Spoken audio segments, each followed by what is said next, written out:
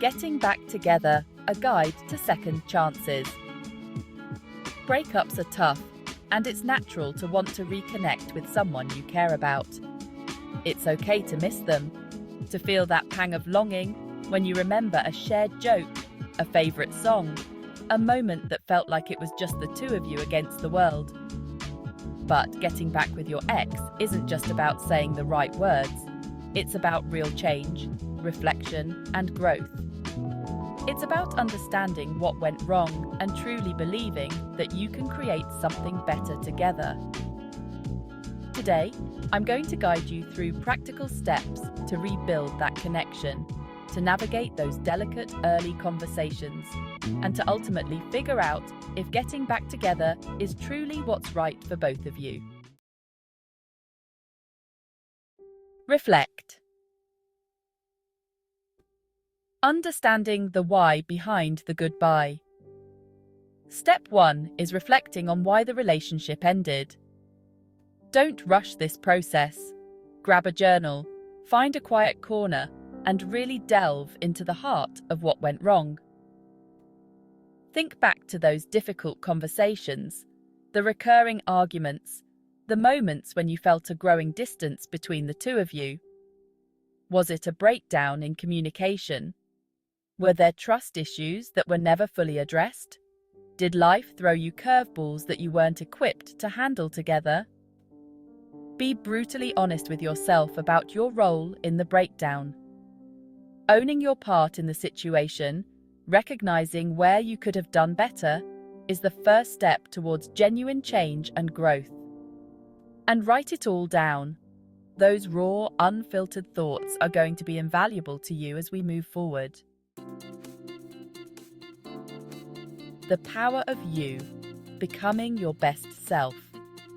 Before you even think about reaching out to your ex, take this time to focus on you. Work on becoming the best version of yourself, mentally, emotionally, and physically. Hit the gym, reconnect with old friends, take that pottery class you've always been curious about. This isn't just about trying to impress your ex, it's about investing in your own happiness, your own sense of self-worth. When you prioritize your own growth, when you genuinely enjoy your own company, you radiate a confidence that is incredibly magnetic. It shows your ex that you're not the same person you were, that you're serious about evolving and creating a healthier, more fulfilling life, with or without them. The art of space. Letting go to grow closer. This one can be tough, but trust me, it's crucial. After the breakup, it's important to give your ex some space. Resist the urge to constantly text, call, or show up at their favorite coffee shop, hoping for a chance encounter. Right now, they need time to process their own emotions, to miss you, to think about the relationship on their own terms.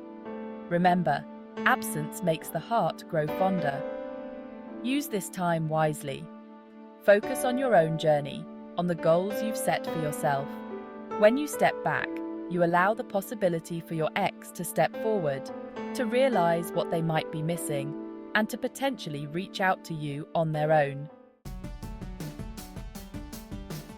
Once you've reflected, improved yourself, and given them space, it's time to consider reconnecting.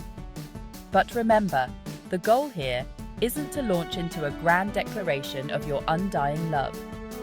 Start with something light, non-pressuring, a simple message that shows you're thinking of them without overwhelming them. Something like, "Hey, I've been thinking about you, hope you're doing well," can go a long way. It opens the door for conversation without putting undue pressure on either of you. If they respond positively, great. If they don't panic. It doesn't necessarily mean it's over, but it does mean you need to respect their space and give them a little more time. When the time feels right and you've re-established contact, it's time to have an open and honest conversation about your feelings and what you've learned. But this isn't about dredging up the past or assigning blame. It's about taking responsibility for your part in the breakup, acknowledging the ways in which you've grown, and expressing why you believe the relationship deserves another chance. Be honest about your feelings, but also be receptive to theirs. Listen actively to what they have to say, even if it's difficult to hear. Remember, communication is a two-way street, and building a stronger foundation requires understanding and empathy from both sides. Finally, give it time.